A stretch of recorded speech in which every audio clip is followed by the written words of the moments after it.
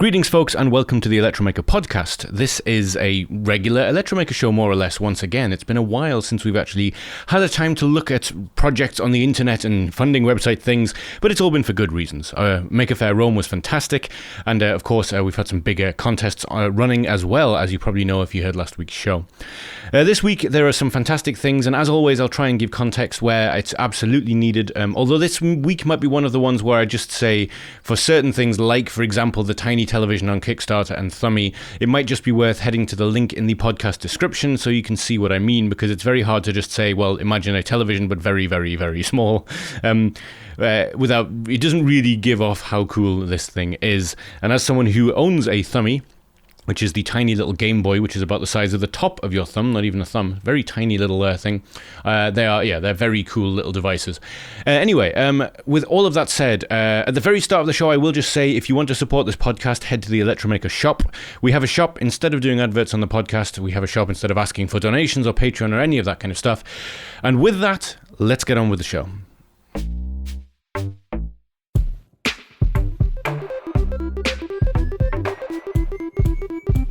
We are going to start this week's episode by taking a look in the Electromaker Discord server. Now, we do have a Discord server. There is a link to it in the description of this video. There's also a link to it under the community tab of our website. And while there is a section in here for showing off projects, that same community tab on the website is where you can find the projects page, which is the best way to kind of share projects in the Electromaker community. But there is a show off projects channel on the Discord server as well. And I thought it might be nice to have a quick look in there and see some of the things that have been posted there. And we're going to start with this post just up here, so the one like just above my head and to the side of me right now. So this is Colin Ventzine, or Wentzine. I live in Germany, so that would be Ventzine, but he's an American school kid, so I'm guessing it's Wentzine. Colin, if you see this, I'm terribly sorry for mispronouncing your surname. But we actually met Colin before, so let's head to his YouTube channel and we'll find out why. So, those of you familiar with Electromaker will recognize a couple of Colin's projects. This is Colin's channel, by the way, Colin Ventzine. I'm going to keep calling you Colin Ventzine. I'm terribly sorry, I live in Germany, and that's just how I pronounce it. This is the link that was in that Discord server. If you head to the Show Off Projects section, you will find it there. And if you are someone who's followed Electromaker for a while, you probably notice a couple of these projects, and that as things you recognize, because the basketball scorecard is something that he put up on Electromaker.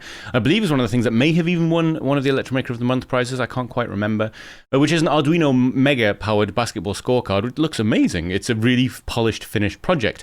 And the other one is the Not So Electric bike. And by not so electric, it means it doesn't add electric power to a bike. The only electricity here is adding a speedometer and various other things to an already existing bike, which is very much what I agree with. I'm not a huge fan of electric bikes. The latest video from Colin, however, is something that I find really fun. It's actually a fairly simple concept, but this is a cheap chassis from a remote control car, which has a big QR code on it, and it is a viral marketing strategy for getting people interested in his school club. And as it says here, it's kind of amazing. Using just an RC card, cardboard, and paper, and of course by generating a QR code, they were able to get half the school to scan the QR code and read about their club. It's a fantastically made video, and for someone who is still a school kid, the way that they are thinking about doing things and the projects that they are making are already of an incredibly high standard. And more and more young people these days are not only being creative, but they're sharing those creations on YouTube, and some of them are doing it in very unique ways. And I'm already a fan of Colin. I'll be looking forward to seeing more of the videos that he puts out. And this video essentially just takes you through, how you can take some very simple things and do something kind of impressive with them. Now, another member of our Discord server who you may already be familiar with if you've watched the Electromaker Show for a while is Kevin, also known as DIY Electro Music. He has a blog which is one of the real resources for turning Arduinos and other other microcontrollers into music-making devices, be that directly creating tones or MIDI routing or whatever. But he's back with another performance, as it were. This is the lo-fi orchestral Tubular Bells. I'm going to leave this playing in the background very quietly. If you would like to hear this, do head to this blog. There's a link to it in the Discord server, as I've mentioned. I'll try to remember to link it in the description of the video as well. Tubular Bells is one of the most recognizable pieces of music. Whether you know who Mike Oldfield is or even know what Tubular Bells is, you do know this piece of music. It is massively famous. And this is the entirety of Tubular Bells Part 1. There's a Part A and there's an A and B side to it. And as you can see, there is quite a lot of kit here. There's quite a lot going on. Now, a few stats just very quickly. This performance has 11 Arduino Nanos, 6 Unos, 1 Pro Mini, 1 Adafruit Feather 32U4, and a Raspberry Pi running MT32Pi. And it also lists all the different projects that came together in order to make this possible. In fact, this is one of the things that I think is really special about the DIY Electro Music blog, is that for a long time now, Kevin has been putting blogs together as to how you can make microcontrollers, make music, or split MIDI. There's a lot of MIDI work on this site. And every single tutorial that is written can link to other tutorials breaking down each section of it. And not only that, but these tutorials have also been reorganized in various places for how to get started with this, that, or the other. This is a real resource. If you want to go from very little knowledge to a lot very quickly, Kevin is a great person for that. And obviously, if you have been watching the show for some time and you know my particular proclivities, big word, yeah, microcontrollers and music kinda is a big thing for me. So this is a really lovely site. And I love the fact that not only is this tutorials as to how you make things and how you can make your own musical instruments using very, very cheap microcontrollers, but every now and again you get the performances like this, like the lo-fi orchestra playing Tubular Bells, like the Carnival of the, was it the Carnival of the Animals or was it the Planets? I think the Planets suite was another one, and maybe the lo-fi guide to the orchestra, which is a riff on the young person's guide to the orchestra, another famous piece of music. I'm very glad to have Kevin as part of our Electromaker community, and I have learned a lot from his blog, even as someone who's been fiddling around doing this kind of stuff myself for some time. I highly recommend going and checking it out. The final thing we're going to talk about from the Discord today is a project from Ashok, whose YouTube handle is Embedded Club. And it's a nice tie-in, actually, because at the end of this section, the next thing we'll be talking about is today's giveaway, and today's giveaway is a Nordic Thingy 53, which is exactly what is used in this project. So this is a floating sensor project that uses the Matter protocol over Thread. And if you don't know what that means, it's kind of exciting. We'll come on to it in a moment. But what you're looking at here is a Nordic Thingy 53 with a distance sensor on the top. In fact, we'll be giving away a Nordic 53 today on the show if I haven't already mentioned that.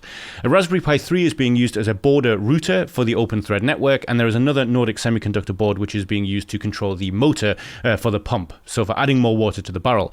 And this is a water height detector. The idea is that the Nordic Thingy 53, as you will see later in this video, sits on a floating platform at the top of the water, and how much distance there is between that and the lid of the pot is how much water is in there. And of course, you can use that to determine whether more water should be put in it, and yeah, various other things. As I mentioned earlier, though, what makes this exciting is that this is using the Matter protocol. Now, Matter is a new smart home protocol for talking across kind of sub-gigahertz networks, similar to Zigbee in a way. In its simplest sense, it is an open language that is supported by everybody, Apple and Google and Amazon, and so all of your devices can talk to each other without there having to be a lot of difficulty, let's say. Back at IFA in September, I saw in the Eve booth they had an Apple HomeKit plug, which should only work with Apple HomeKit things, but it was being turned on and off directly using Matter by a Google Nest Hub. And that was the first time I'd seen it in action. It did feel a little bit special, like this is what smart homes should be like. And if you want to learn anything more about it, this is exactly the kind of project for you. Now, as far as I can tell, there's no write-up of this yet. Ashok has a website, which is embedded.club. I checked it. There's no site of this quite yet. I'm sure it'll be coming up soon. But the video itself does sort of take you through step-by-step the surface level ways of doing this. Obviously there's some underneath stuff in terms of configuring all of the kits to do what you want them to do, and that's something that's a little bit above my pay grade. I'd have to spend time actually playing with the stuff myself, using Matter and Thread. I am yet to make my own Matter device. I would really like to have the time to learn a little bit more about it. This is what I was talking about just before. This is the float that the Nordic Thingy 53 goes on, and one thing that I have to say is the project is incredibly impressive, but also the level of bravery, because I don't think I would trust myself to stick my development kits to a float like that. But yeah, absolutely nothing goes wrong throughout this, and there are no dunked electrical components, thankfully. Anyway, this project and all the ones I've just talked about are in our Discord server, and as well as heading to the Discord server itself, if you head to the Electromaker website, and instead of having to find links in the description or whatever, if you're someone who goes to the Electromaker website for whatever reason anyway, under the community tab here, there is a link directly to the Discord server there, which will give you an invite, and you don't have to install Discord onto your computer. If it's something that you don't already own, it will work perfectly well in the browser as well. In fact, I only have it installed on this computer. Everywhere else I just use the browser, and it is perfectly fine. I'm really happy whenever new things show up in the Discord server, but of course, any project that you are working on, whether it's finished or not, consider heading to the projects panel of the Electromaker website, because all of the projects there are automatically entered into the Electromaker of the Month competition, where you can win free stuff, and also are routinely shown on this show, although of course today we had a look at the Discord instead. Up next, we're going to talk about Italian pasta manufacturer Barilla, which is not the normal kind of thing we would talk about on this show, you would imagine, but there's a good reason why we're going to. Because there's no shortage of things you can buy, which are small hardware devices that will pair with your smartphone that can do 1,000,001 things. And Barilla thought we're going to do that as well. We're going to make a little device that you can use in order to cook pasta perfectly and by using less energy. But what they did in the hardware side of things was surprising, because instead of creating something that you can buy, they have open sourced the hardware and said, here is a very simple step-by-step instructions for how any maker can make their own perfect pasta making machine. So this is the passive cooker, and essentially it is a 3D printed case with an Arduino and a thermistor inside it. This pairs to an app, because it is the Arduino BLE33 board, which of course is Bluetooth Low Energy, and Barilla have presented a free app that you can use with it. And yeah, it's an open source project that a huge pasta manufacturer is behind. It's obscure but wonderful all at once. So I'm going to link the main page for this, which shows you the video and it tells you how passive cooking works. But in short, instead of boiling all the time, you can leave the pasta steeping in hot water for a certain amount of time and get exactly the same results. There are some people who argue with that, and those people are wrong. However, the thing that I find interesting is that the app itself will allow you to choose, apparently, what kind of pasta you're using and a couple of other things. And then it communicates that to the Arduino, which essentially is just acting as a glorified timer with a thermistor. And yeah, you can hear from my voice, I'm sort of excited about this. Of course, this being the Electromaker Show, what we're really interested in is what's going on under the hood. So, essentially, that's just the thermometer casing. Essentially, this is an Arduino and a thermistor. So there's a battery pack which attaches to an Arduino Nano BLE, 33BLE, and here is the circuit. And it's wonderfully simple. It's essentially just a switch for turning things on and off. It has a 10 nanofarad capacitor across a 100k thermistor, and then a 100k resistor running out to, I believe, to pull up the thermistor, or is it pulling it down? I always get that wrong at first glance. Either way, this all fits into a nice, tidy little 3D printed case, and I already checked the bill of materials earlier on today. I forget the exact name of the filament they are using, but it is biodegradable, it is food safe, and it's perfectly fine up to the temperatures that this thing will be working at, because essentially it sits on top of the pan. It is such a wonderful idea for a company to say, we're going to make an open source maker project something as part of their advertising campaign, because this is a really high quality project. They've obviously put a lot of time and energy and of course money into making this thing happen. Not to mention the fact that they have, the professional launch video, and anything that a big company does costs money to do, and they're not going to necessarily get much of a financial return on this. They're not selling these things themselves. I'm sure they might be getting some commission on the parts, but yeah, it's still a fairly niche thing to do, and something that I find absolutely fantastic that they are choosing to do it. I hope I haven't been too much in the way during this section. I realized that my face was kind of in the way. Let's just go back down to that circuit one more time, just in case I was covering it before. But yes, this is something that I think is a wonderful idea, and the fact that the firmware is out there, it's something that wouldn't be all that hard to try, because, I mean, apart from the 100k thermistor, I have all of this stuff just sitting behind me, and I kind of wonder whether it might be fun just trying to set this up once. Maybe you'll finally see my kitchen as part of the Electromaker Show while I make some pasta as part of a future show. But I wish more companies would do this. I wish there was more evidence of this out in the world, saying that we understand that we could make a smart device and we could privately produce it and sell it for whatever profit margin we need, and it just becomes another piece of junk, essentially, that only does one thing. But I bet you, everyone that makes their own pasta cooking magical device that pairs with their phone, when they make it themselves, I bet that they use it, and I bet that it means a lot more to them than just something cheap you order off Amazon late at night when you think, oh yeah, I need that in my life. Anyway, a link to the passive cooking part of the Barilla website, which is not something I thought I'd ever be saying, will be in the description of this video. Now, this is a Super 8 video editor. This was the way that you cut tape at home before there was any digital film at all. And these things were not cheap and were not particularly easy to use. And of course, when you cut tape, you're literally cutting the tape and you have to splice it. This is old technology, but there's a certain wonderfulness to it as well. When you're talking about frame rates, the frame rate here is literally whatever speed the user is deciding to use their hand. So why am I showing you this footage of an Elmo Editor 912? Well, because it leads nicely into our next project, which does something that I have talked about many times in the past, something I love. You take something old and put new technology inside it, and you make it something completely new once again. This wonderful little device was made by Edwardian Pug on the Raspberry Pi Project subreddit.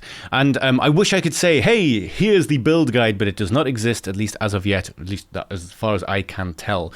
But this is a dual editor for a Super 8, and as far as I can tell, they haven't even really ripped the insides apart all that much. They've just put a nice little screen that fits perfectly inside the boost box, as what they are calling it. It fits perfectly inside it as a little viewer for a Raspberry Pi, and it just looks wonderful, doesn't it? Now, there's not that much information about it, in fairness, really. It says, underneath, please tell me there's a build guide for this, and it just says, will do, and that's as far as we know so far. And other than the fact that it has, let's have a look. So, other than the fact that, is the viewer gutted or just a really cool enclosure? Are you able to view the 8mm film on the screen? You had to move the bulb to make room for a speaker, so there's a speaker in it, but all the parts are still inside it, so in 20 minutes it could be back to its old job, which is kind of amazing. And the only other question there is here is about the keyboard itself. This is apparently a BM40 ortholinear keyboard. If that means something to you out there, I'm not much of a keyboard person, although I might be, as I mentioned in previous shows, because of Voidstar. He's slowly chipping away at my brain, and I want to make a keyboard. I do. However, this is something that you can buy if you are interested. The box itself, I hope there is more news about this in the future, because I would love to find out more. But yes, take something old, put something new inside it, and either completely change the way it works or just end up with something aesthetically nice. It's something I love doing, and I will be linking this and the video of the Super 8 editor because I thought it was kind of cool. I'll be linking those in the description of the video.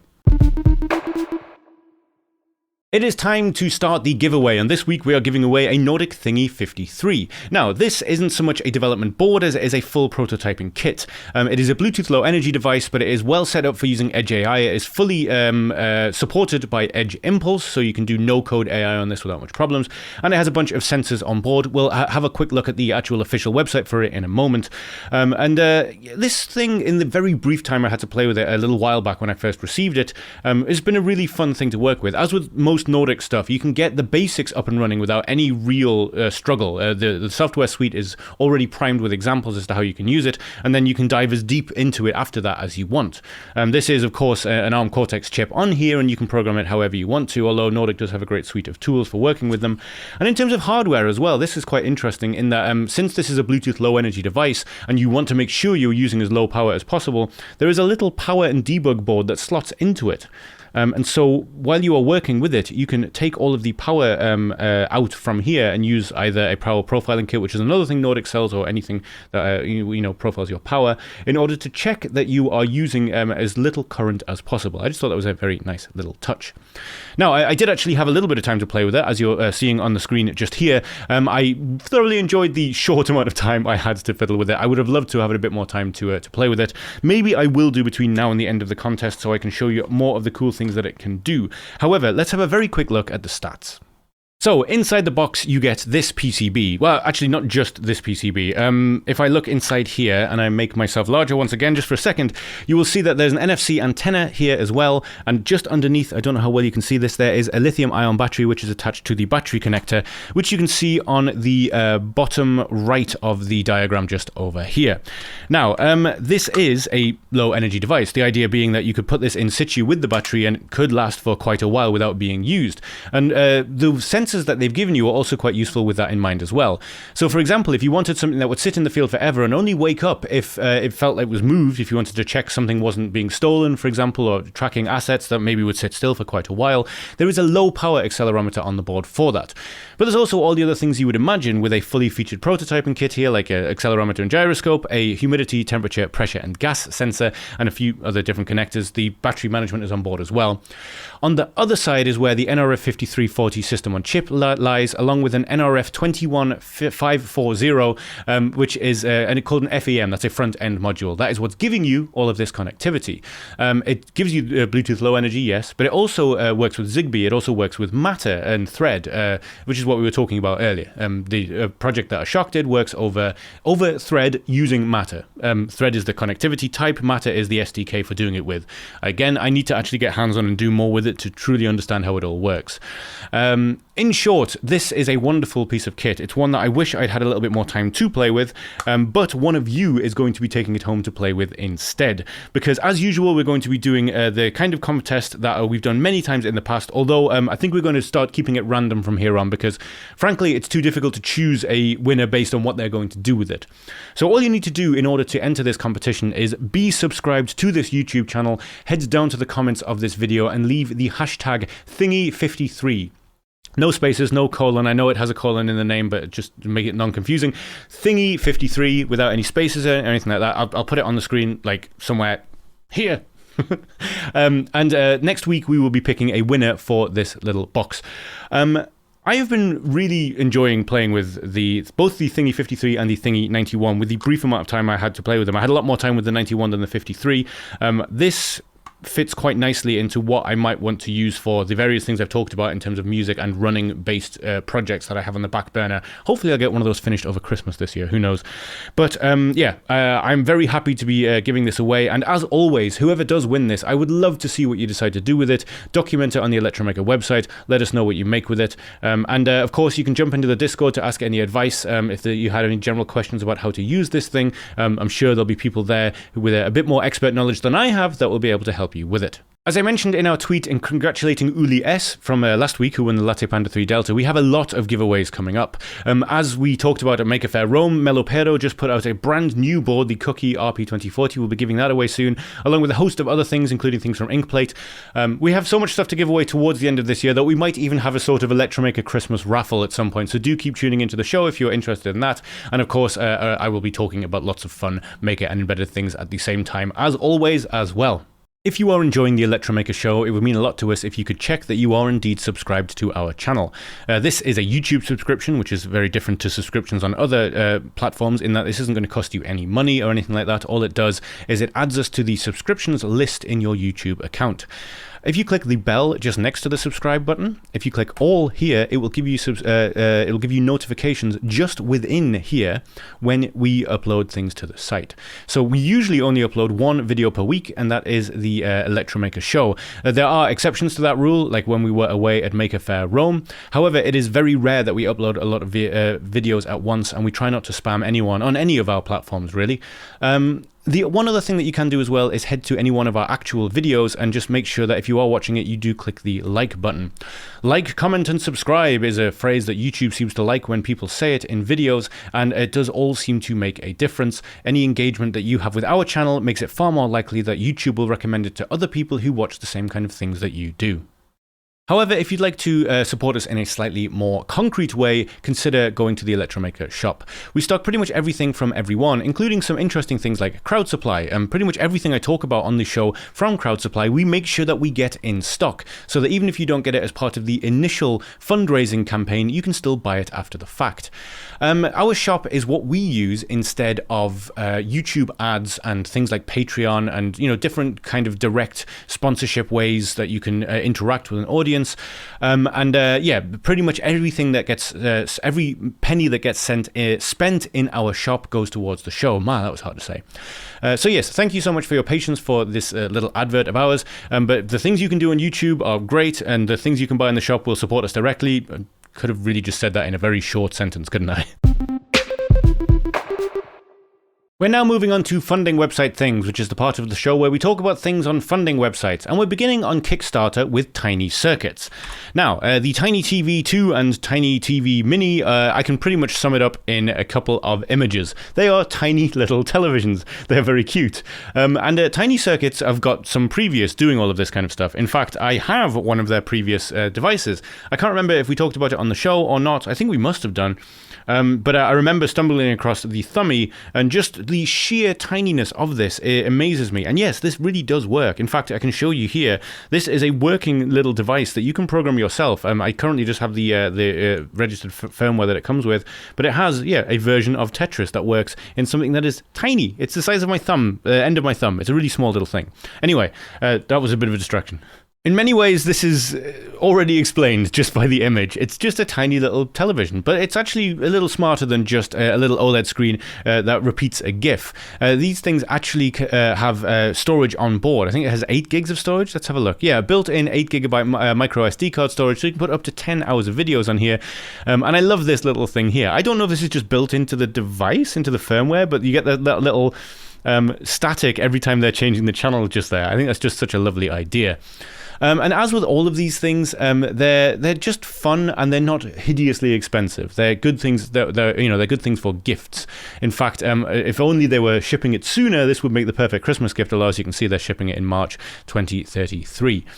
But yes, it's $49 for the Tiny TV 2 and the Tiny TV Mini, and you can get them with clear plastic as well. And I don't think anyone is trying to say that this is going to replace the television in your living room or in your bedroom or anything like that. But I do think it is a lovely idea just to have, there's nothing wrong with useless devices if those useless devices make you very, very happy. And I feel like this would be something that would be perfect to stick on your desk at work or even at home just to keep you cheerful. It's something that, as you can see here, you can stream directly from USB to it as well.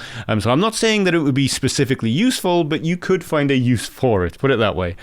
But yeah, at the end of the day, not every single maker thing has to be really useful and perfectly thought out and this, that, and the other. This is an amazing amount of engineering that's gone into something sort of ephemeral and lovely, and I really, really want one. Moving over to Crowd Supply with a pre-launch page for the B-Motion S3. Now, the S3 in the name refers to the chip. This is an ESP32 S3 chip-based development board. And it is, as it says here, a PIR motion sensing board. Unusually, with the PIR motion sensor built directly into the PCB itself. There's a lot to like here. There's a battery management system on board, so you can plug a LiPo into it. As mentioned, everything's already on the board. So you could just stick this with a battery on the wall somewhere, and then whenever someone moves past it, you get all of the thinking and connectivity power of the ESP32 S3.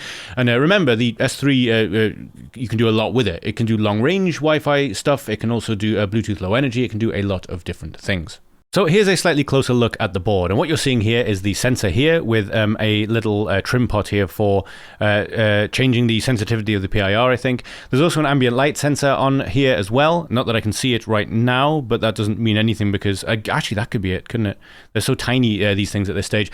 And then this is the battery connector on one side, and on the opposite side is a mini stemmer connector, which also will be Quick compatible because stemmer and Quick are interchangeable. That's Sparkfun and Adafruit's different solderless add-on things.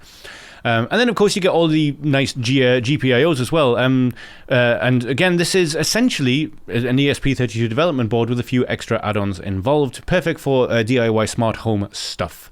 Not much more to say at this stage because this is a pre-launch page. If you would like to know more about it, as with all Crowd Supply projects, you can put your name here in the box and you will receive emails when this thing goes live.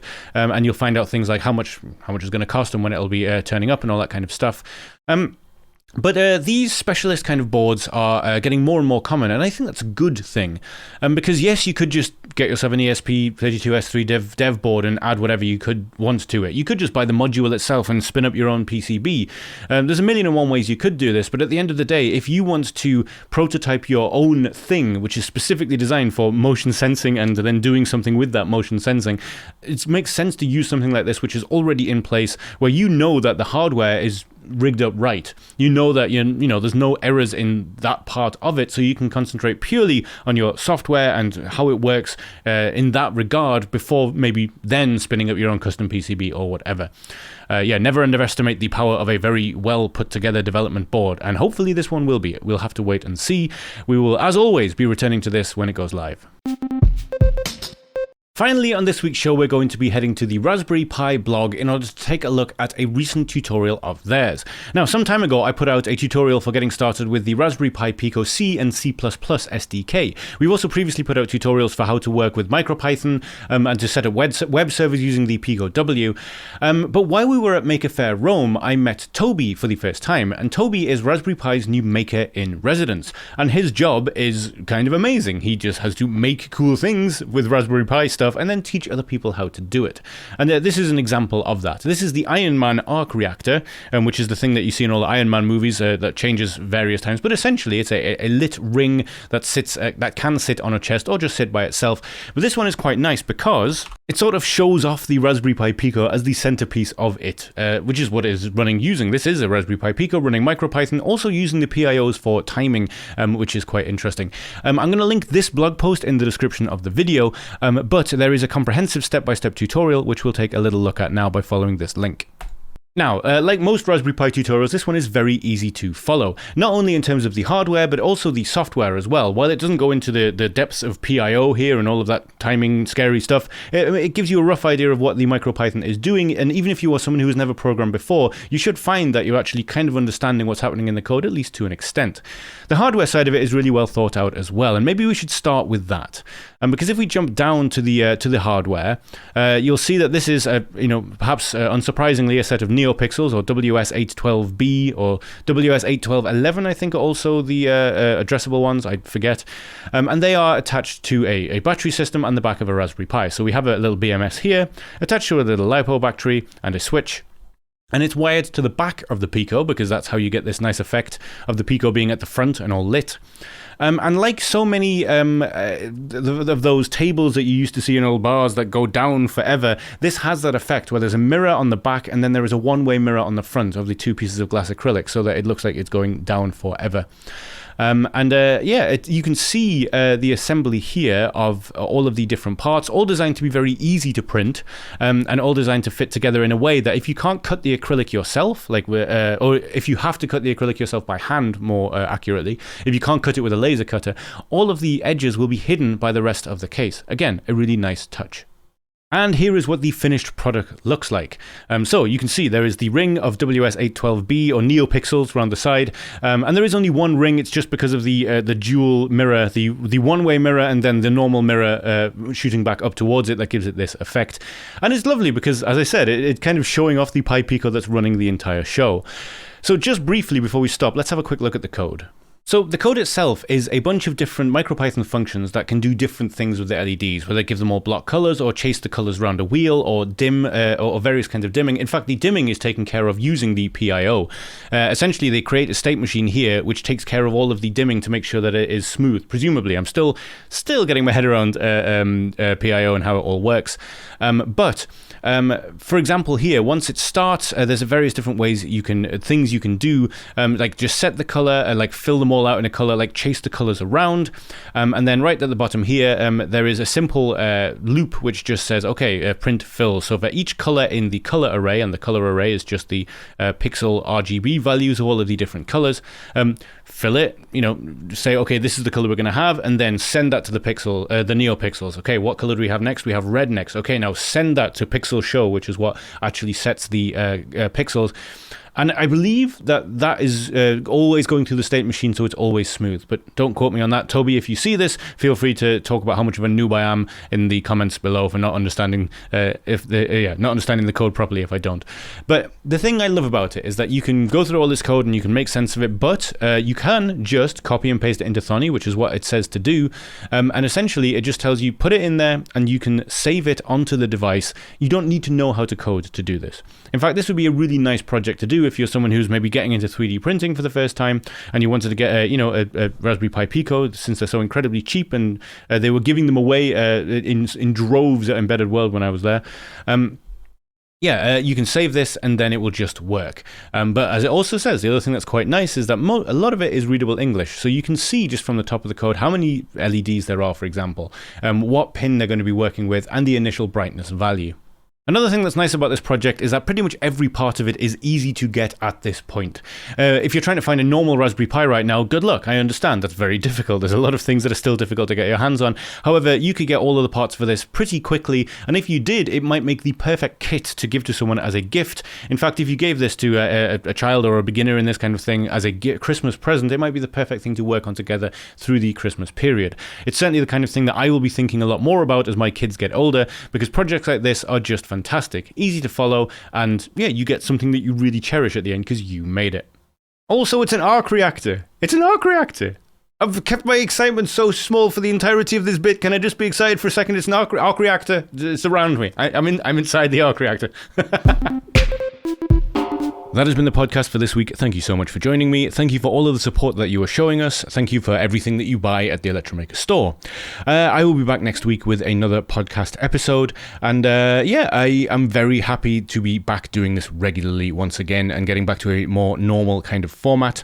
If there is anything that you would like to hear more of on the podcast, do let me know, because I do have a little bit of leeway as to what I can put in the show and the podcast. The podcast can be a little bit longer, for example, or I could start, if there's a specific section of the show that you think doesn't work very well in audio format, I can always switch it up, because I always have far too much stuff to fit in the show each week.